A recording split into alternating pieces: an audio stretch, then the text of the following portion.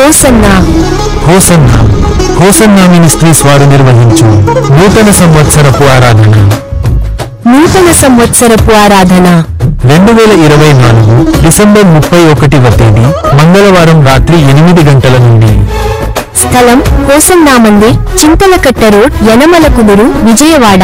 ఈ నూతన సంవత్సరపు ఆరాధనయందు దైవజనులు పాస్టర్ రమేష్ గారు వాక్య పరిచర్య చేసి నూతన గీతం ఆలపించుదురు. నీ హృదయంలో ఉన్న అభిలాష, నీ హృదయంలో ఉన్న ఆ కోరిక నువ్వు రీచ్ అవ్వడానికి నువ్వు కష్టపడుతున్నావు. కానీ ఈ సంవత్సరం ప్రారంభాన నా దేవుడు మొదటి గడిలో నీతో చెప్తున్నాడు, నేను నిన్ను నా దక్షిణ హస్తం చాచి నిన్ను హెచ్చిస్తాను. నూతన గీతం పాడుకుంటూ నూతన వాగ్దానం పొందుకొని నూతన సంవత్సరంలో ప్రవేశించుదాం రండి. ఆశతో రండి, ఆత్మీయ మేలులు పొందండి. వివరాలకు సంప్రదించండి. హోసన్నా మందిర్, చింతలకట్ట రోడ్, యనమలకుదురు, విజయవాడ.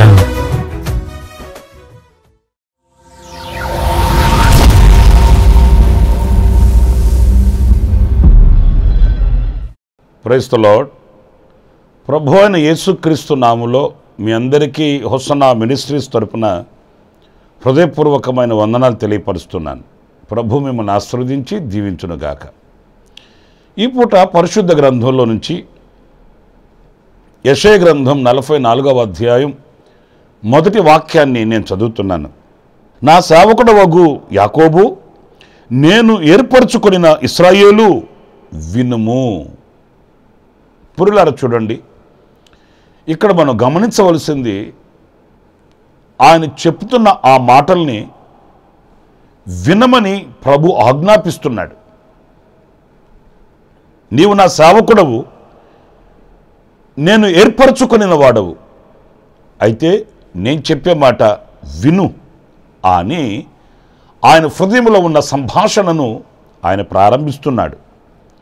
చాలా సందర్భాలలో మనం దేవుని మాటను వినడానికి వెచ్చించము సమయాన్ని.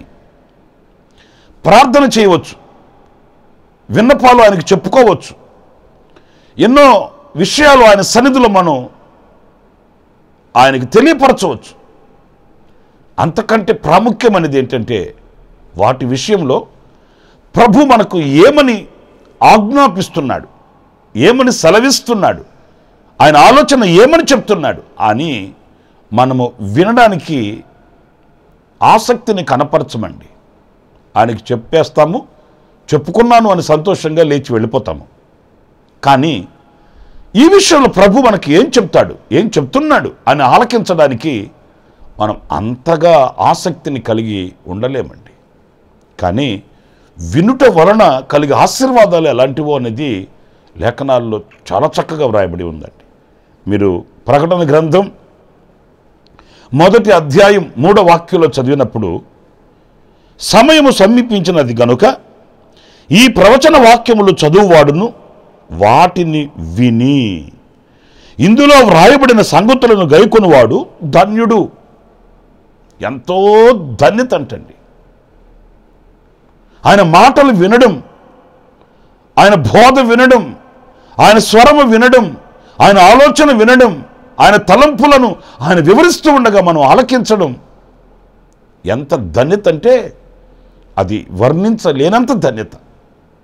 ఎందుకంటే జరగబో వాటిల్ని, జరుగుతున్న వాటిల్ని, జరిగిన వాటిల్ని ఆయన మనకు వివరించువాడు, మనకు తెలియపరచువాడు. సాక్షాత్తు ఆయన మాటలను గనక విని మన హృదయంలో మనం పదిలపరుచుకోగలిగితే, వాటి ప్రకారం నడవ నిర్దేశించిన వారమైతే, అంతకంటే ధన్యత మరొకటి లేదండి. ఎందుకంటే లోకంలో దేవుడు లేని వారు, పరజనులుగా ఉన్నవాళ్ళు కనిపిస్తున్నారు. మనకైతే సాక్షాత్తు సజీవుడైన దేవుడే మనకు సమీపమై మన ఎదుట నిలిచి ఆయన మనతో మాట్లాడుతున్నప్పుడు ఆ వినగలిగిన మనస్సు మనకు ఉండాలండి, గ్రహించగలిగిన హృదయం మనకు ఉండాలండి. వాటిని గైకొని ఆ వాక్యాన్ని మనం అర్థం చేసుకోగలిగి ఆ మాటలను గనక విని అందులో నడిచిన వారమైతే అంతకు మించిన భాగ్యం, ధన్యత మరొకటి లేదు. వినుట మనకు ధన్యత అండి. చాలామంది ఎక్కువ మాట్లాడతారు, తక్కువ వింటారు. మీకు ఇంకా ఒక మాట చెప్పనా, దేవుడు 2 చెవులు ఇచ్చాడు, 2 కళ్ళు ఇచ్చాడు, 2 చేతులు ఇచ్చాడు, 2 కాళ్ళు ఇచ్చాడు, కానీ నోరు మాత్రం ఒకటే ఇచ్చాడండి. ఎందుకంటే ఎక్కువ వినాలి, తక్కువ మాట్లాడమని. 2 చెవులు ఇచ్చినట్లు 2 నోరులు ఇవ్వచ్చు కదా, ఇవ్వలేదు. నోరు ఒక్కటే, చెవులు 2 ఇచ్చాడు. అంటే ఎక్కువ వినాలి, గ్రహించుకోవాలి, విషయాలు తెలుసుకోవాలి, అర్థం చేసుకోగలగాలి. ఇవన్నీ చాలా మధురమైన విషయాలండి. కానీ మనం దానికి తావివ్వము. వినడానికంటే ముందు మాట్లాడేస్తాం, అనర్థాలు తెచ్చిపెట్టుకుంటాం, అపాయం తెచ్చిపెట్టుకుంటాం, కీడు సంపాదించి పెట్టుకుంటాము. అందుకే నా ప్రియ సహోదరులారా, ఆయన యాకోబుతో మాట్లాడుతూ, నా సేవకుడా, నేను ఏర్పరచుకొనినవాడా, ముందు వినవయ్యా, విను. అవును, ఆ వినుట మనకు ధన్యత అండి.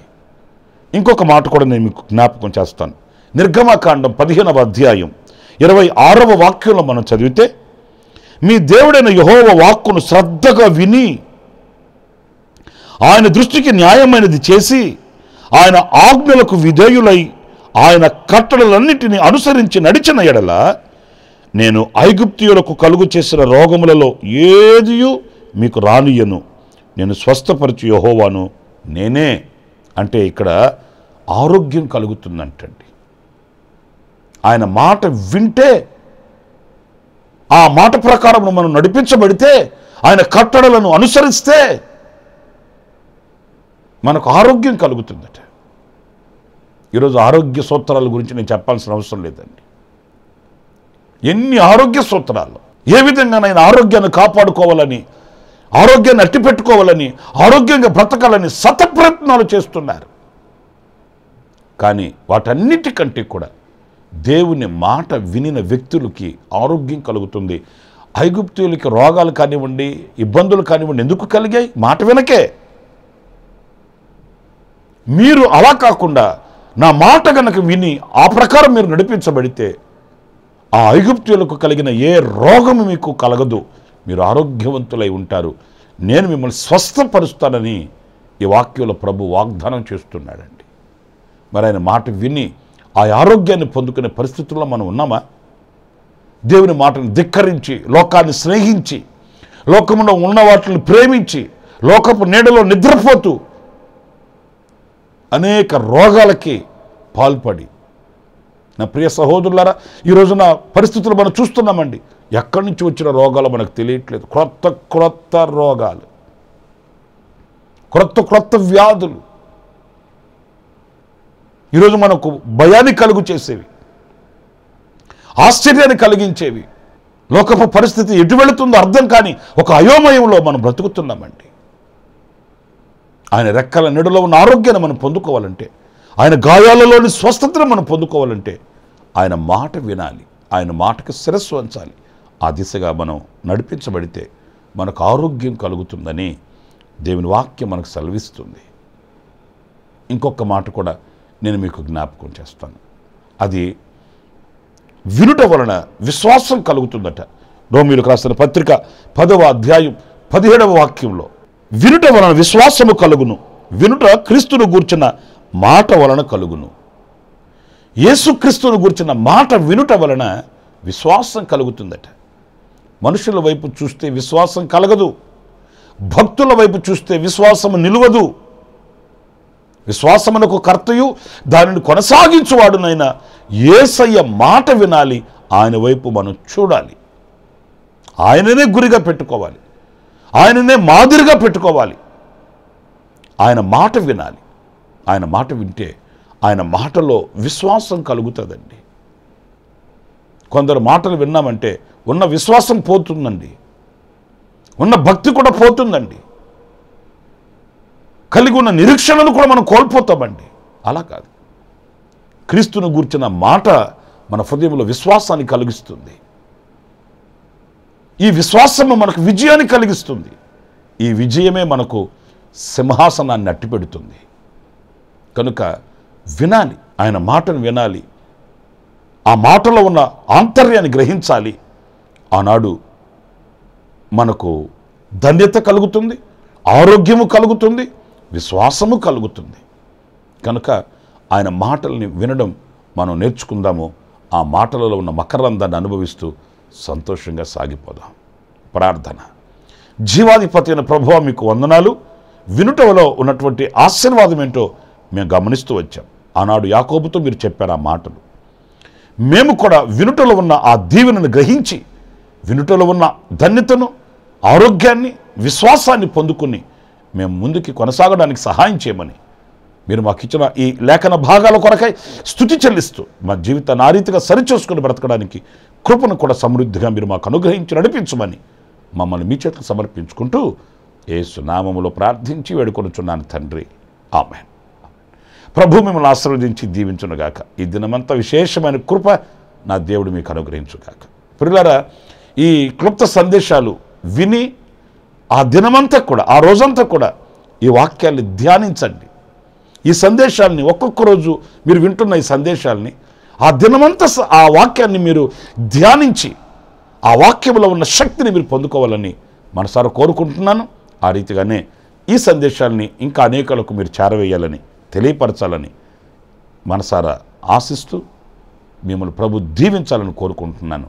నా దేవుని సన్నిధి మీకు తోడై ఉండుగాక. ఆమేన్. ప్రతి దినము ఈ అనుదిన కృపాను సందేశాల కొరకు, ఇంకా మరిన్ని ఆత్మ సంబంధమైన సందేశాల కొరకు ఈ మా యూట్యూబ్ ఛానల్ ని సబ్స్క్రైబ్ చేసుకోండి. Pastor Ramesh, Kosanna ministries.